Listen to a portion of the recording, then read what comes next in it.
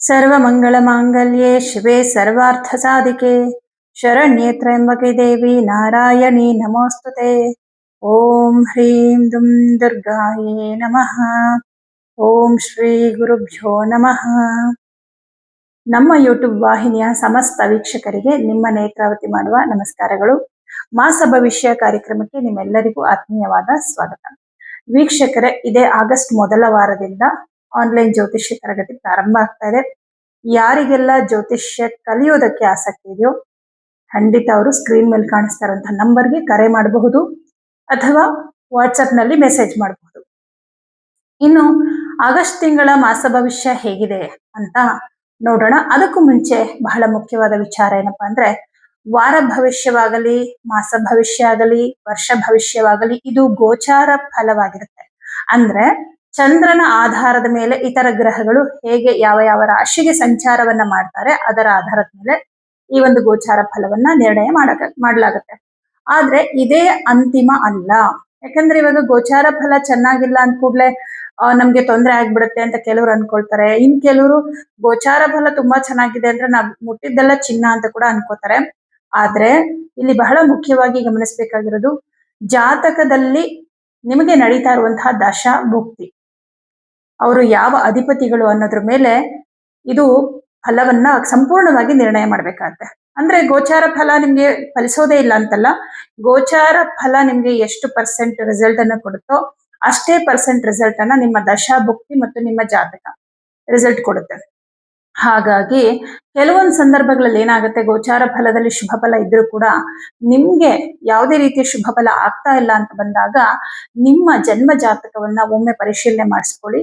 ಯಾಕಂದ್ರೆ ನಿಮ್ಗೆ ಯಾವ ಗ್ರಹದ ದಶೆ ನಡೀತಾ ಇದೆ, ಯಾವ ಗ್ರಹದ ಭುಕ್ತಿ ನಡೀತಾ ಇದೆ ಅದ್ರ ಮೇಲೂ ಕೂಡ ನೋಡಿ. ಕೆಲವೊಂದು ಸಂದರ್ಭದಲ್ಲಿ ದುಸ್ಥಾನಾಧಿಪತಿಗಳ ದಶೆ, ಬಾಧಕಾಧಿಪತಿಗಳ ಭುಕ್ತಿ ನಡೆಯುವಂತಹ ಸಂದರ್ಭದಲ್ಲಿ ಗುರುಬಲ ಇದ್ರೂ ಕೂಡ, ಗೋಚಾರ ಫಲ ಚೆನ್ನಾಗಿದ್ರು ಕೂಡ ಶುಭ ಫಲಗಳು ಸಿಗೋದಿಲ್ಲ. ಆಗ ಪರ್ಟಿಕ್ಯುಲರ್ ಆಗಿ ಆ ಗ್ರಹಗಳಿಗೆ ಪರಿಹಾರವನ್ನ ಮಾಡ್ಬೇಕಾಗತ್ತೆ. ಹಾಗಾಗಿ ಆ ರೀತಿ ಏನಾದ್ರೂ ಫಲಗಳಲ್ಲಿ ವ್ಯತ್ಯಾಸಗಳು ಕಂಡು ಬರ್ತಾ ಇದೆ ಅಂದ್ರೆ ನೀವು ಖಂಡಿತ ನಿಮ್ಮ ಡೇಟ್ ಆಫ್ ಬರ್ತ್ ಟೈಮ್ ಅನ್ನ ವಾಟ್ಸಪ್ ಮೂಲಕ ಕಳಿಸಿ ಕರೆ ಮಾಡಿ ನಿಮ್ಮ ಜಾತಕವನ್ನ ಪರಿಶೀಲನೆ ಮಾಡಿಸ್ಕೊಳ್ಬಹುದು. ಹಾಗೆ ನೀವು ಕರೆ ಮಾಡ್ಬೇಕಾಗಿರುವಂತಹ ನಂಬರ್ ನಿಮ್ಗೆ ಸ್ಕ್ರೀನ್ ಮೇಲೆ ಕಾಣಿಸ್ತಾ ಇದೆಯಲ್ಲ, ಇದೇ ನಂಬರ್ಗೆ ನೀವು ಕರೆ ಮಾಡಿ ನಿಮ್ಮ ಜಾತಕ ಪರಿಶೀಲನೆ ಮಾಡಿಸ್ಕೋಬಹುದಾಗಿದೆ. ಇನ್ನು ಆಗಸ್ಟ್ ತಿಂಗಳ ಮಾಸ ಭವಿಷ್ಯ ಹೇಗಿದೆ ಅಂತ ನೋಡೋಣ. ವೃಶ್ಚಿಕ ರಾಶಿ. ವೃಶ್ಚಿಕ ರಾಶಿಯವರಿಗೆ ನಿಮ್ಮ ರಾಶ್ಯಾಧಿಪತಿಯು ಅಷ್ಟಮ ಭಾವದಲ್ಲಿ ಕುತ್ಕೊಂಡಿದ್ದಾನೆ. ಸ್ವಲ್ಪ ಆರೋಗ್ಯದಲ್ಲಿ ಒಂಚೂರು ಏರುಪೇರು ಉಂಟಾಗುತ್ತೆ. ಈಗ ಆಲ್ರೆಡಿ ಏನೋ ಸ್ವಲ್ಪ ಹೆಲ್ತ್ ಇಶ್ಯೂಸ್ ಇದೆ, ಗ್ಯಾಸ್ಟ್ರಿಕ್ ಇದೆ, ಇನ್ನೊಂದು ಮತ್ತೊಂದು ತಲೆನೋವು, ಈ ತರದ್ದೆಲ್ಲ ಸಣ್ಣ ಪುಟ್ಟದ್ದು ಸಮಸ್ಯೆ ಇದೆ ಅಂದ್ರೆ ಆ ಸಮಸ್ಯೆಗಳು ಸ್ವಲ್ಪ ಜಾಸ್ತಿ ಆಗಬಹುದು. ಯಾಕೆ ಜಾಸ್ತಿ ಆಗತ್ತೆ ಅಂದ್ರೆ, ಅಷ್ಟಮದಲ್ಲಿ ಕುಜ ಇರೋದ್ರಿಂದ ಸ್ವಲ್ಪ ಭಯ ಉಂಟಾಗತ್ತೆ. ಅಂದ್ರೆ ನಿಮ್ಮ ಸುತ್ತಮುತ್ತಲ ಪ್ರದೇಶದಲ್ಲಿ ಏನೋ ಒಂದು ಕಹಿ ಘಟನೆಗಳು, ಏನೋ ಒಂದು ಸಮಸ್ಯೆಗಳಾದಾಗ ಅದನ್ನ ತುಂಬಾ ನೀವು ಮನ್ಸಿಗೆ ತಗೊಂಡು ಯೋಚನೆ ಮಾಡೋದ್ರಿಂದ ನಿಮ್ಗೆ ಒಂದ್ ಸ್ವಲ್ಪ ಭಯ, ಆತಂಕ. ಯಾಕಂದ್ರೆ ಭಯಸ್ಥಾನದಲ್ಲಿ ಕುಜಗ್ರಹ ಇರೋದ್ರಿಂದ ಭಯ, ಟೆನ್ಷನ್ ಜಾಸ್ತಿ ಆಗತ್ತೆ. ಇದರಿಂದ ಇರುವಂತಹ ಅನಾರೋಗ್ಯ ಸಮಸ್ಯೆ ಅಂದ್ರೆ, ಈಗಾಗ್ಲೇ ನಿಮ್ಗೆ ತಲೆನೋವಿದೆ ಅಂದ್ರೆ ಅದು ಜಾಸ್ತಿ ಆಗತ್ತೆ, ಅಥವಾ ಹೊಟ್ಟೆ ನೋವಿದೆ ಅಂದ್ರೆ ಸ್ವಲ್ಪ ಜಾಸ್ತಿ ಆಗತ್ತೆ, ನಿದ್ರಾಹೀನತೆ ಉಂಟಾಗತ್ತೆ. ಈ ರೀತಿ ಸ್ವಲ್ಪ ಅನಾರೋಗ್ಯ ಸಮಸ್ಯೆಗಳು ಬರುವ ಸಾಧ್ಯತೆ ಇದೆ. ಹಾಗಾಗಿ ನಿಮ್ಮ ಆರೋಗ್ಯದ ಕಡೆ ಜಾಸ್ತಿ ಗಮನ ಕೊಡಿ. ಇನ್ನು ಕೆಲಸ ಅಂತ ಬಂದಾಗ ವೈಯಕ್ತಿಕ ಕೆಲಸಗಳು ಸ್ವಲ್ಪ ಸ್ಲೋ ಆಗತ್ತೆ. ಯಾಕಂದ್ರೆ ನೀವು ಜಾಸ್ತಿ ಮನ್ಸ್ ಮಾಡಲ್ಲ. ಹಾಗಾಗಿ ವೈಯಕ್ತಿಕ ಕೆಲಸಗಳು, ನಿಮ್ಗೆ ಯಾವುದೋ ಒಂದು ದುಡ್ಡಿನ ವ್ಯವಹಾರದ ಕೆಲಸ ಆಗ್ಬೇಕಾಗಿತ್ತು, ಯಾವುದೋ ಒಂದು ಒಪ್ಪಂದಗಳು ಮಾಡ್ಕೋಬೇಕಾಗಿತ್ತು, ಯಾವುದೋ ಒಂದು ಮಾತುಕತೆ ಇತ್ತು, ಇದು ಯಾವುದು ಆಗ್ತಾ ಇಲ್ಲ. ಅದು ನಿಮ್ಮದೇ ಸ್ವಂತ ಕೆಲಸ ಆಗಿರುತ್ತೆ, ಇಂಥದ್ದಾಗಲ್ಲ. ಆದ್ರೆ ವೃತ್ತಿಗೆ ಸಂಬಂಧಪಟ್ಟಂತೆ ಚೆನ್ನಾಗಿದೆ. ಅದರಲ್ಲೂ ಮುಖ್ಯವಾಗಿ ಈ ಸರ್ಕಾರಿ ಉದ್ಯೋಗದಲ್ಲಿರೋರಿಗೆ ಅಥವಾ ಪ್ರೈವೇಟ್ ಕಂಪನಿಗಳಲ್ಲಿ ಕೆಲಸ ಮಾಡುವಂತವ್ರಿಗೆ ಕೆಲಸದಲ್ಲಿ ಏನು ತೊಂದರೆ ಇಲ್ಲ, ಚೆನ್ನಾಗಿದೆ. ದಶಮಾಧಿಪತಿ ರವಿ ಗ್ರಹ 16ನೇ ತಾರೀಕುವರೆಗೂ ಭಾಗ್ಯದಲ್ಲಿ ಇರ್ತಾನೆ. 17ನೇ ತಾರೀಕಿಗೆ ದಶಮಕ್ಕೆ ಬರ್ತಾನೆ. ಸರ್ಕಾರಕ್ಕೆ ಸಂಬಂಧಪಟ್ಟಂತಹ ಕೆಲವು ಕೆಲಸಗಳಾಗ್ಬೇಕಂತಿದ್ರೆ 17ನೇ ತಾರೀಕು ನಂತರ ಸಕ್ಸಸ್ ಆಗುತ್ತೆ. ಇನ್ನು ಸರ್ಕಾರಿ ಉದ್ಯೋಗದಲ್ಲಿರೋರ್ಗೆ, ಬೇರೆಯವರ ಕೈ ಕೆಳಗೆ ಕೆಲಸ ಮಾಡುವಂತವ್ರಿಗೆ ಕೆಲಸದಲ್ಲಿ ಏನು ಪ್ರಾಬ್ಲಮ್ ಇಲ್ಲ. ಆದ್ರೆ ಸ್ವಂತ ಉದ್ಯೋಗವನ್ನ ಮಾಡುವಂತವ್ರಿಗೆ ಕೆಲಸದಲ್ಲಿ ಸ್ವಲ್ಪ ತಡೆ ಆಗ್ತಾ ಇರುತ್ತೆ. ಅಂದ್ರೆ ಪದೇ ಪದೇ ವಿಘ್ನಗಳು ಬರ್ತಾ ಇರುತ್ತೆ. ಆ ವಿಘ್ನಗಳಿಂದ ಏನಾಗುತ್ತೆ, ಕರೆಕ್ಟ್ ಟೈಮ್ಗೆ ಮುಗಿಬೇಕಾಗಿರೋ ಕೆಲಸ ಲೇಟ್ ಆಗುತ್ತೆ ಅಥವಾ ಕೆಲಸಗಳು ಪೆಂಡಿಂಗ್ ಆಗುವ ಸಾಧ್ಯತೆಗಳಿದೆ. ಈಗ ಒಂದು ವಾರದಲ್ಲಿ ಮುಗಿಬೇಕಾಗಿರೋ ಕೆಲಸ ಒಂದು 15 ದಿನ, ಒಂದು ತಿಂಗಳು ತಗೋಬಹುದು. ಈ ತರ ಆಗುತ್ತೆ. ಹಾಗಾಗಿ ಸ್ವಲ್ಪ ಆ ವಿಚಾರದಲ್ಲಿ ಟೆನ್ಷನ್ ಇರುತ್ತೆ. ಆದರೆ ವಿಶೇಷ ಏನಪ್ಪಾ ಅಂದ್ರೆ ಹಣಕಾಸಿನ ವಿಷಯದಲ್ಲಿ ನಿಮ್ಗೆ ತುಂಬಾ ಚೆನ್ನಾಗಿದೆ. ಎಂದೋ ಕಷ್ಟಪಟ್ಟು ಕೆಲಸ ಮಾಡಿದ್ರದ್ದು ಹಣ ಬರ್ಬೋದು, ಯಾವುದೋ ಪ್ರಾಜೆಕ್ಟ್ದು ಹಣ ಬರ್ಬೋದು, ಅಥವಾ ಯಾವುದಕ್ಕೂ ಇನ್ವೆಸ್ಟ್ ಮಾಡಿದ್ದು ಹಣ ಬರ್ಬೋದು. ಬೇರೆಯವರು ನಿಮ್ಮ ಹತ್ರ ದುಡ್ಡು ತಗೊಂಡು ವಾಪಸ್ ಕೊಟ್ಟಿರಲ್ಲ, ಅವರು ನಿಮ್ಗೆ ದುಡ್ಡು ತಂದ್ಕೊಡ್ಬೋದು. ಒಟ್ನಲ್ಲಿ ಕೈಗೆ ಹಣ ಬಂದ್ ಸೇರ್ತಾ ಇರುತ್ತೆ. ಭಾಗ್ಯದಲ್ಲಿ ಗುರುಗ್ರಹ ಉಚ್ಚ ಕ್ಷೇತ್ರದಲ್ಲಿ ಇರೋದ್ರಿಂದ ಹಾಗಾಗಿ ಹಣಕಾಸಿನ ವಿಷಯದಲ್ಲಿ ಏನು ತೊಂದರೆ ಇಲ್ಲ. ಕುಟುಂಬದಲ್ಲಿ ನೆಮ್ಮದಿ ಸಮಾಧಾನ ಇರುತ್ತೆ. ಆದರೆ ಹೊರಗಿನವರು ಅಂದ್ರೆ ಬೇರೆಯವರ ಮಾತಿಂದ ನಿಮ್ಗೆ ತುಂಬಾ ಬೇಸರ ಆಗುತ್ತೆ. ನಿಮ್ ಕುಟುಂಬಕ್ಕೆ ಸಂಬಂಧಪಟ್ಟವರಲ್ಲ, ಬೇರೆಯವ್ರು ಯಾರಾದ್ರೂ ನಿಮ್ಗೇನೋ ಬೇಜಾರಾಗೋ ತರ ಮಾತಾಡಿ ಸ್ವಲ್ಪ ಜಗಳಕ್ಕೂ ಹೋಗಬಹುದು.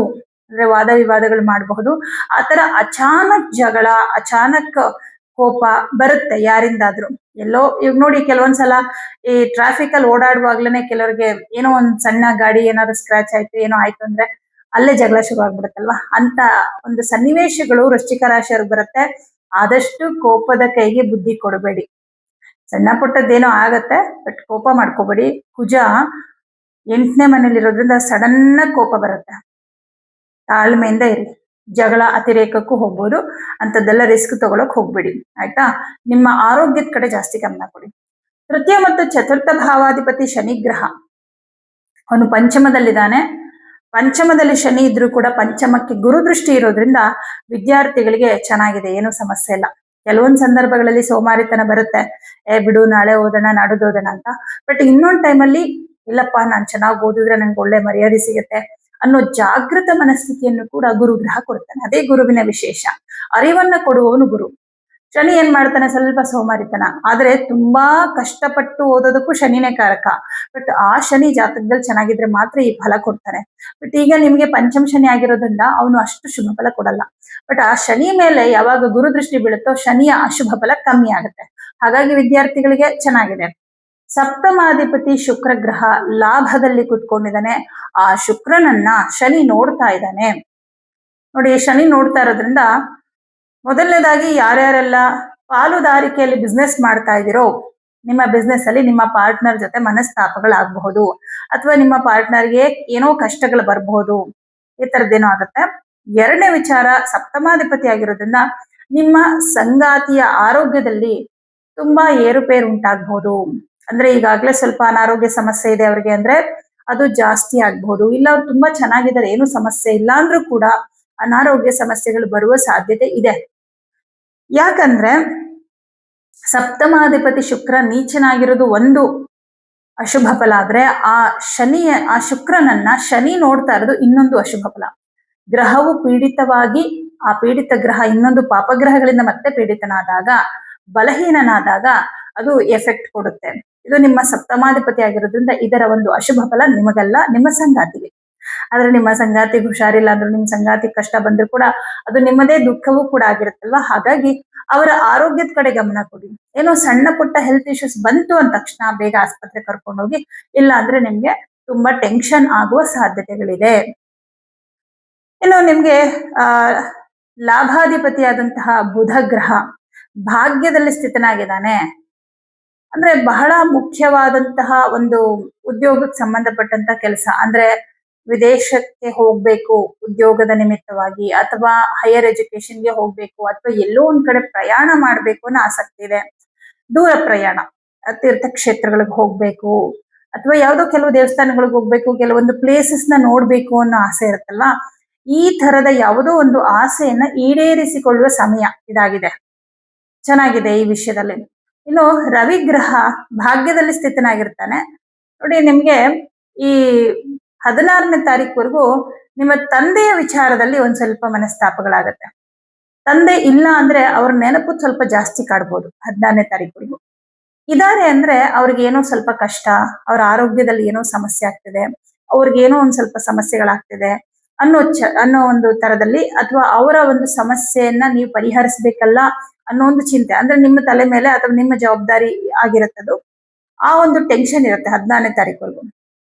ಸೂರ್ಯ ಗ್ರಹ 17ನೇ ತಾರೀಕಿಗೆ ಸಿಂಹ ರಾಶಿಗೆ ಪ್ರವೇಶ ಮಾಡಿದ ಮೇಲೆ ಈ ಟೆನ್ಷನ್ ಕಮ್ಮಿ ಆಗುತ್ತೆ.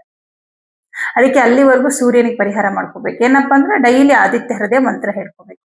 ಅಷ್ಟೇ. ಇದೊಂದು ಪರಿಹಾರ ಮಾಡ್ಕೊಳ್ಳಿ ಸಾಕು. ಸಾಧ್ಯವಾದ್ರೆ ಭಾನುವಾರ ಗೋಧಿ ದಾನ ಕೊಡಿ, ಇನ್ನೂ ಒಳ್ಳೇದು.